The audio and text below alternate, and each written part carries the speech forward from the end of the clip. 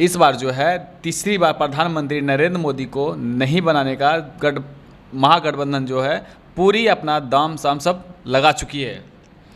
अरे भाई, ये लोग कौन होते हैं कहने वाले, ओवैसी हों या फिर महागठबंधन के कोई भी नेता हों?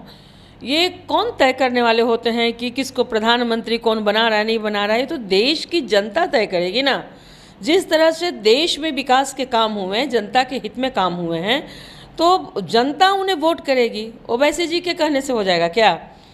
तो देखिए, हमारा पूरा विश्वास है और हम दावे के साथ कह सकते हैं कि हमें जनता का समर्थन मिल रहा है, अपार समर्थन, और जनता अपना कीमती वोट हमें दे रही है विकास के नाम पर, राष्ट्रवाद के नाम पर। तो मोदी जी पुनः प्रधानमंत्री बनने जा रहे हैं, वो वैसे जी कुछ भी कहते रहे। और एक बात और ये भी कहें कि जो संविधान के बारे में जो बार बार कह रहे थे कि बदलना है, तो जो हमारे संविधान को बदलेंगे उन्हें भी हम नहीं लाने जा रहे हैं तीसरी बार। संविधान का मतलब उनको पता है। अगर संविधान का मतलब पता होता, संविधान के अनुच्छेदों को उन्होंने अध्ययन किया हुआ होता, तो बहुत सारे असंवैधानिक कार्य ये लोग कर रहे हैं। क्या हुआ था छपरा में? कोई संवैधानिक कार्य था? अरे भाई, तो ये लोग बस चर्चा करते हैं, जनता को गुमराह करने का काम करते हैं। लेकिन बता दूं, जनता अब इनके बातों में आने वाली नहीं है। देश की जनता जागरूक हो चुकी है, शिक्षित हो चुकी है। महागठबंधन की तरफ से कहा जा रहा है कि अगर मोदी जो है अगर इतना ही विकास करते, इतना ही काम करते, तो इस बार जो है बिहार बार बार जो आ रहे हैं और सभा जो कर रहे हैं, इनको नहीं करना पड़ता। और इनको पता है इस बार जो है बिहार से 5 सीट भी शायद मिल जाए। जो लोग मोदी जी पर सवाल कर रहे हैं या उंगली उठा रहे हैं, तो खुद राहुल गांधी और तेजस्वी कूद कूद कर इतनी सभाएं क्यों कर रहे हैं? अगर उनको इतना ही भरोसा है तो उन्हें घर में चैन से बैठ जाना चाहिए। वो क्यों सभाएं करते फिर रहे हैं, किसी पर कटाक्ष कर रहे हैं? अरे भाई, आदरणीय मोदी जी देश के प्रधानमंत्री हैं और उन्होंने 10 वर्षों में वो काम किया जो पिछले 70 वर्षों में कांग्रेस की सरकार नहीं कर पाई। तो देश की जनता के सामने अगर आ रहे हैं तो ये तो उनका बड़प्पन है, आना चाहिए। चुनाव है, क्यों नहीं आएंगे? अरे उन्होंने जो काम किया उसको नहीं बताएंगे? आप बिना किए ही झूठ सच बोल रहे हैं। तो ये बोलने दीजिए इनको, इनकी बौखलाहट है जो किसी के आने पर उनको दर्द, उनको क्यों पीड़ा हो रही है भाई? अगर मोदी जी आ रहे हैं इस भीषण गर्मी में, उमड़ता जनसैलाब मोदी जी को सुनने के लिए, तो क्या दिखाता है? दिखाता है कि कहीं ना कहीं एनडीए में लोगों की आस्था है। तो इनको बोलने दीजिए, बौखलाहट है इनकी, बोल रहे हैं कुछ भी।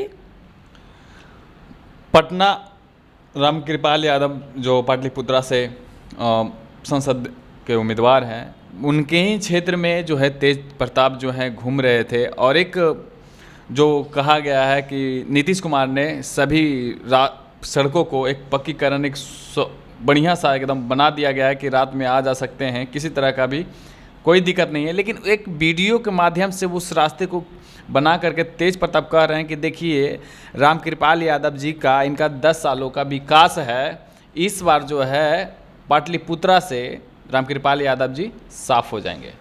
देखिए, तेज प्रताप और तेजस्वी ये लोग तो जंगल राज के युवराज हैं ना। युवराज लोग को क्या ज़रूरत है? एक सड़कें खराब है, अच्छी है।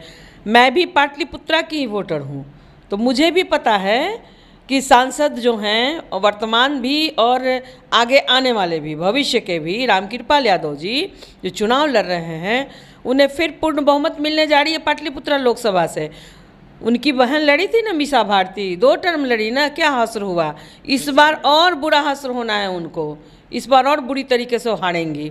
ये लोग जो झूठ का पुलिंदा लेकर के घूमते हैं ना, चले हैं जनता को गुमराह करने, तो जनता तो सब देखती जानती है ना। देखिए, कोई दल यह निर्णय नहीं कर सकता कि कौन चुनाव हारेगा, कौन जीतेगा।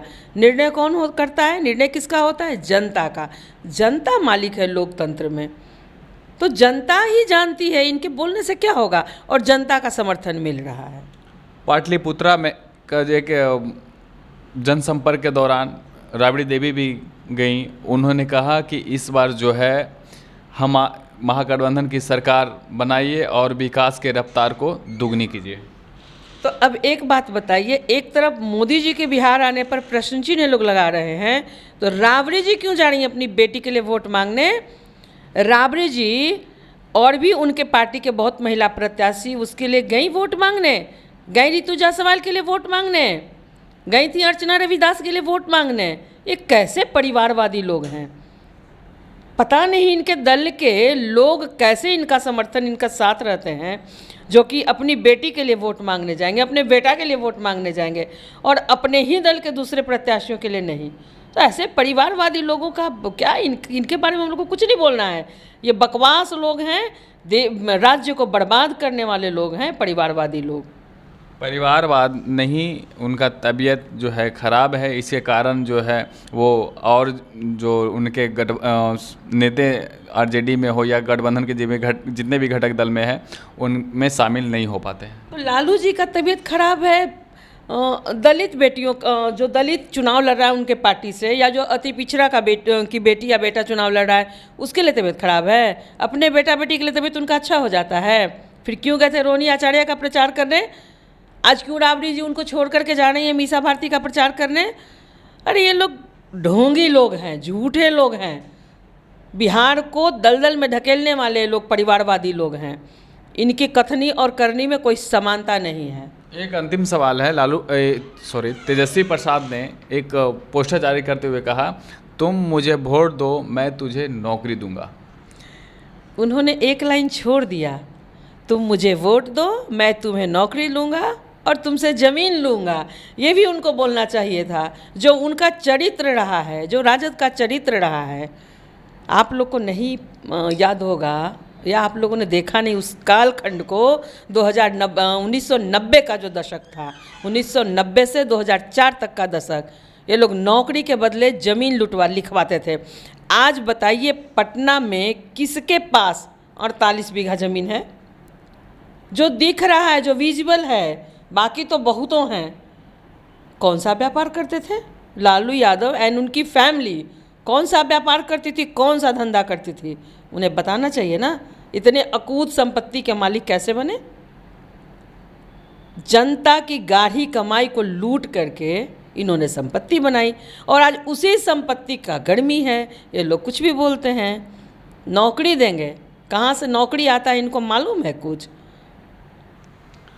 धन्यवाद। तो आपने सुना, इनका साफ तौर पे कहना है कि लालू प्रसाद हों या मीसा भारती हों या राबड़ी देवी हों या जो कहते हैं कि हम नौकरी देने वाले युवराज हैं तेजस्वी यादव, या महागठबंधन के जितने भी नेता हैं, वो सारे के सारे जो हैं जुमले की राजनीति करते हैं।